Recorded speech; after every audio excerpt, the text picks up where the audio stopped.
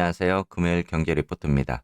어제 미국 증시는 파월의 한마디에 3대 지수가 하락을 하는 모습을 보여줬습니다. 어제 연설에서 파월이 통화 긴축에 대한 모습을 보이면서 이 매파적인 연설을 했는데요. 인플레이션이 둔화적이지만 아직 연준이 생각하기엔 아직도 높다. 이렇게 생각을 하고 있습니다. 거기에 노동시장이 아직은 탄탄한 모습을 보이다 보니까 이 통화 정책을 긴축할 수 있다는 그런 언급을 하기도 했습니다. 어제 나왔던 신규 실업 청구 건수가 아직도 고용시장이 강하다는 모습을 또 보여줬는데요. 월가 예측치인 21만 2천 건보다 적은 19만 8천 건이 발표가 되었습니다. 이러다 보니까 장기 국채 금리가 상승세를 보이고 있는데요. 이제 시장이 11월 금리 결정에 따라 증시 방향성을 보여줄 걸로 보여집니다. 파월 의장이 긴축을 하겠다고 말하는데도 시장은 연준이 금리를 동결시킬 거라 이렇게 보고 있죠. 최근 연준 위원들도 사실상 금리 인상이 끝날 수 있다는 발언을 하기도 했습니다. 하지만은 왜 연준은 사실상 금리 인상이 끝났다고 말하지 않을까요? 이로 인해 시장은 혼란을 겪으면서 이 변동성이 높아지고 있는 게 사실입니다. 실질적으로 국채금리가 이렇게 상승하기 때문에 간접적으로는 기준금리를 올리는 것과 같은 효과를 내고 있습니다. 어차피 금리를 올리나 채권 금리가 높아지나 시장은 충격을 받을 수밖에 없습니다. 연준 입장에서는 일단 채권 금리가 높아지다 보니까 간접적으로라도 기준금리 인상 효과를 보고 있는 거와 마찬가지예요. 그러다 보니까 금리를 올리겠다는 이야기를 못하고 있는 겁니다. 하지만 언제든 채권 금리가 내려올 수 있기 때문에 연준도 빠져나갈 구멍을 지금 필요한 거죠. 그러다 보니까 확신적으로 금리 인상이 끝났다라는 확신을 시장에 못 주고 있는 게 사실입니다. 어제 10년물 금리가 5%를 찍으면서 시장의 공포감이 커지고 있는 모습입니다. 거기에 이스라엘 지상군이 투입될 거란 소식 때문에 국제 유가까지 지금 상승하는 모습을 보여주고 있잖아요. 이래저래 지금 증시에 좋은 소식이 하나도 없는 것 같습니다. 제가 지난번 영상에서 이 시장이 강세 시장으로 들어가기 위해서는 조건이 필요하다. 그 중에 하나가 바로 빅스였습니다. 제가 여러분들께 이 공포지수인 빅스 지수가 20.88이 넘게 되면은 시장의 투심이 크게 일어날 수 있다라고 여러분들께 분석을 드렸잖아요. 어제 빅스가 20.88선을 돌파하면서 21.4선까지 지금 올라와 있는 모습입니다. 이러다 보니까 시장의 공포감이 더 커질 수밖에 없는 그런 상황이 연출이 되고 있다. 이렇게도 봐야 될 것 같습니다. 앞으로 빅스 지수마저 이렇게 상방적인 그런 모습을 보였을 때 시장에는 좀 더 영향을 줄 수 있는 그런 상황까지도 보여진다. 이렇게 여러분들이 생각을 하셔야 될 것 같고요. 지금 현재 미국 증시의 벤치마크인 S&P 500마저도 이 지지선 구간인 4,300선을 하향 이탈하고 있는 모습입니다. 아직까지는 밑에 장기 이평이 받쳐주고 있는 모습이기는 합니다만은 지금 그동안의 이 강세적인 시장을 돌파하는 모습 그리고 갭 구간을 돌파해줘야 시장에서 좀 더 강세적인 그런 모습을 볼 수 있다라고 했던 구간이었죠. 지금 이 구간을 돌파하지 못하는 모습이 나왔기 때문에 시장은 하방 쪽으로 더 빠지는 모습을 보여주고 있는 겁니다. 앞으로 이 벤치마크인 S&P 500이 장기 이평까지 이탈하는 모습이 나오면 시장에는 좀 더 충격적인 그런 투심도 발생이 될 수가 있겠죠. 이렇게 되면 지금 확률적 반등상으로는 지난번 갭 구간이었던 4,200선까지도 밀려나는 이러한 모습들도 보여질 것 같습니다. 오늘도 간략하게 여러분들께 차트 보면서 이야기를 드려보면 일단 테슬라입니다. 어제 테슬라 하방 구간인 225.7달러 구간마저 이탈하면서 지금 내려오는 모습입니다. 어제 장중에 225.7달러 구간에서 어느 정도 반등을 보여주는 모습까지도 보여줬거든요. 그래서 흐름을 좀 더 좋게 가져가는 거 아닌가 이런 생각을 드렸었는데 이 반등적인 구간들이 좀 나왔지만 결론적으로는 장기 이평에 저항대에 맡기면서 또 한 번 차익 실현이 나오다 보니까 이 하방 쪽으로 내려오는 모습입니다. 이제 테슬라가 어떻게 보면은 이제 시그널 상으로는 하방 쪽으로 꺾여 있는 이러한 모습이기 때문에 좀 더 하방에 대한 구간들을 여러분들이 이제 열어놓고 보셔야 되는 거죠.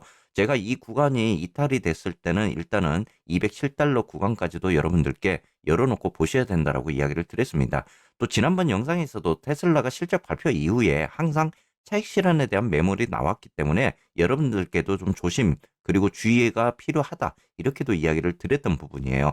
지금으로서는 테슬라가 어제 나왔던 어닝콜마저도 좀 좋지 않는 그런 모습을 보여줬기 때문에 지금으로서는 이 지난번 저점이었던 207달러 구간대를 좀 지켜줄 수 있느냐에 대한 여부도 여러분들이 좀 생각을 하셔야 될 것 같습니다.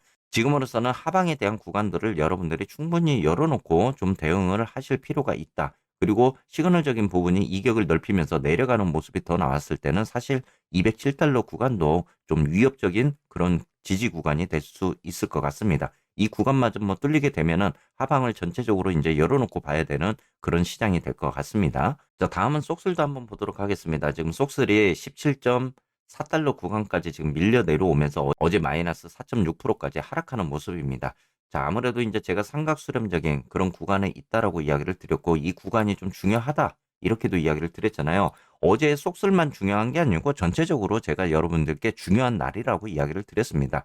그만큼 이 지지적인 그러한 구간에 있기 때문에 그 구간마저 이탈을 하게 되면은 좀 투심적인 부분이 충분히 심리상 나올 수 있는 그런 구간이 될 것 같습니다.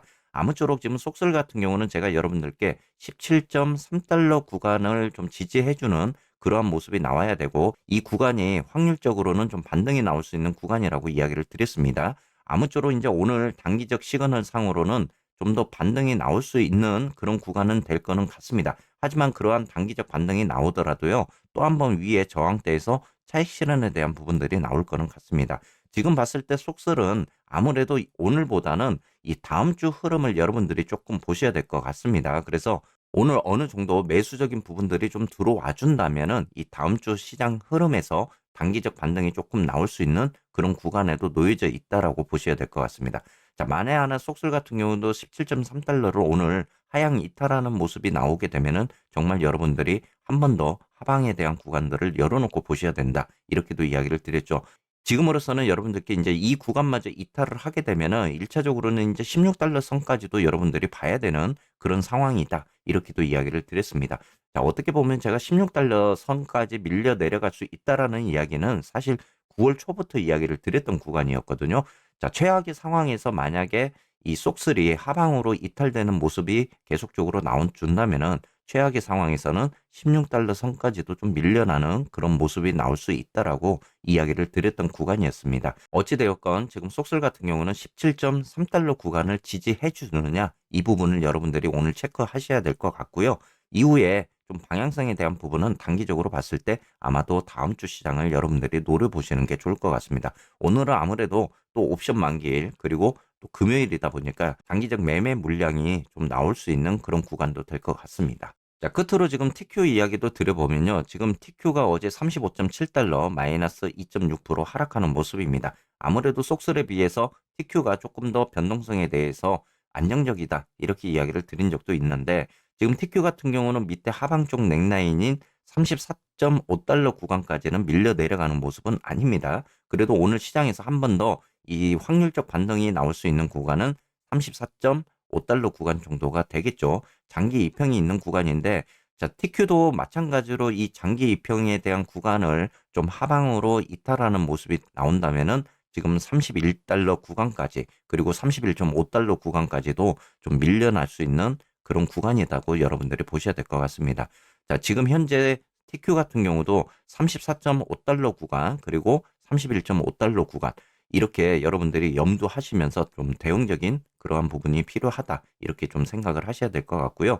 자, 시그널 상으로도 어떻게 보면 지금 하향 이탈하는 모습도 조금 나오고 있습니다. 그래서 지금 파동 구간으로 보더라도 하락 오파에 지금 진입하고 있는 그러한 모습들도 보여주고 있습니다. 자, 어느 정도 TQ도 이 구간들을 이제 지켜줄 수 있느냐는 또 한 번 기술주의 실적에 달려 있다라고도 이제 봐야 될 것 같은데, 제가 이제 3분기 기업 이익 침체적인 부분들이 실적에 나타났을 때 좀 좋지 않는 그런 모습들도 나올 수 있다라고 이제 여러분들께 이야기를 드렸잖아요.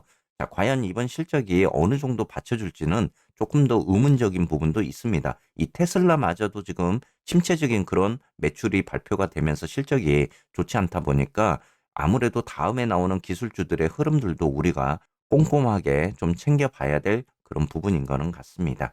자, 지금으로서는 시장이 썩 좋은 그런 호재적인 부분은 없습니다. 지금 지정학적인 전쟁 리스크, 그리고 이 국채 금리의 가파른 상승, 그리고 단기물과 장기물의 역전까지 여러 가지 복합적인 그런 변수가 일어나고 있는 시장입니다.